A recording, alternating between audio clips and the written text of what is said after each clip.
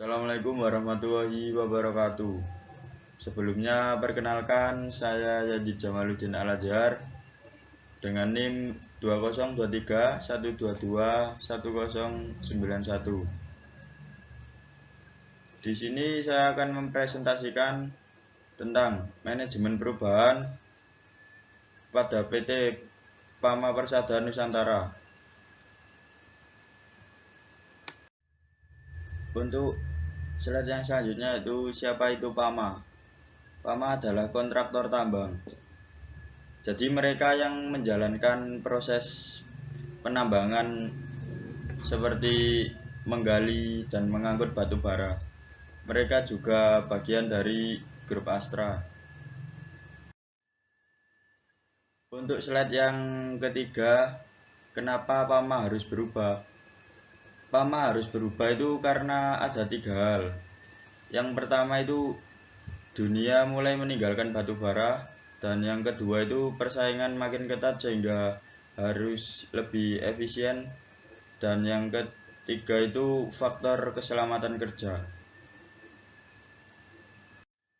Jadi untuk slide yang selanjutnya itu apa saja yang berubah. Untuk yang pertama itu ada teknologi yang canggih. Nah, di sini itu dari sisi teknologi, mereka itu mulai menggunakan alat berat yang bisa berjalan sendiri tanpa operator langsung. Dan untuk yang kedua itu struktur baru. Struktur baru itu dari sisi organisasi, mereka membentuk tim baru yang fokus pada energi hijau dan tambang non batu bara. Jadi yang ketiga itu ada kantor hijau. Kantor hijau itu dari cara kerja mulai diterapkan digitalisasi dan konsep tambang yang lebih ramah lingkungan.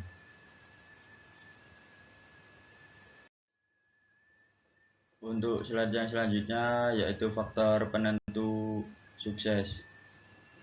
Pada tabel berikut ada 2, yaitu pendorong dan halangan.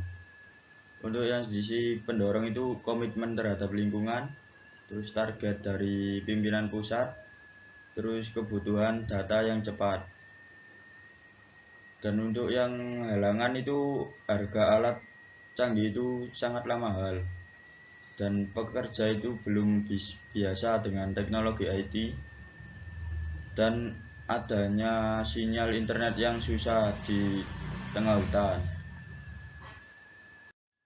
Jadi untuk slide yang selanjutnya itu ada siapa yang paling merasakan, yaitu yang pertama itu pimpinan, yaitu sangat mendukung demi bisnis jangka panjangnya.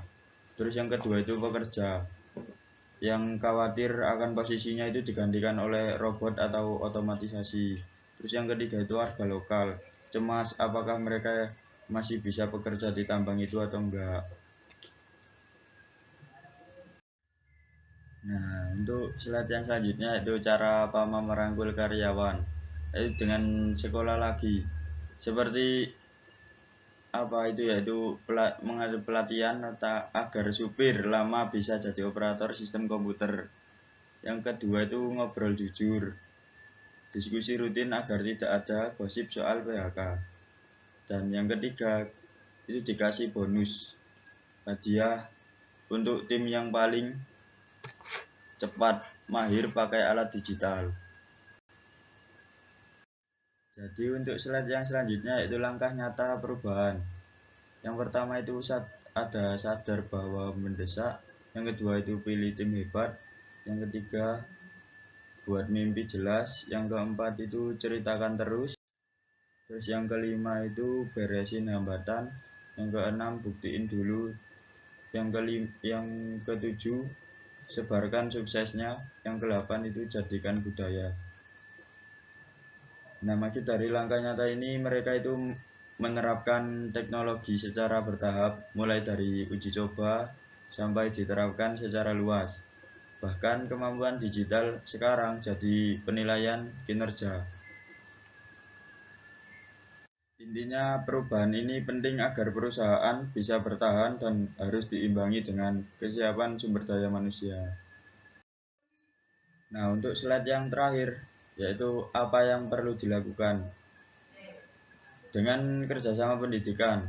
Pama perlu gandeng sekolah atau kampus supaya lulusannya itu sudah siap kerja dengan robot dan komputer tambang. Tujuannya itu supaya lulusan yang masuk ke dunia kerja sudah siap menghadapi teknologi seperti robot dan sistem digital di industri tambang. Jadi untuk kesimpulannya, perubahan di Pama adalah contoh nyata bagaimana perusahaan harus beradaptasi dengan perkembangan zaman.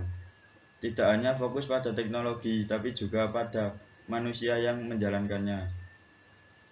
Sekian mungkin itu yang bisa saya sampaikan. Kurang dan lebihnya saya mohon maaf. Assalamualaikum warahmatullahi wabarakatuh.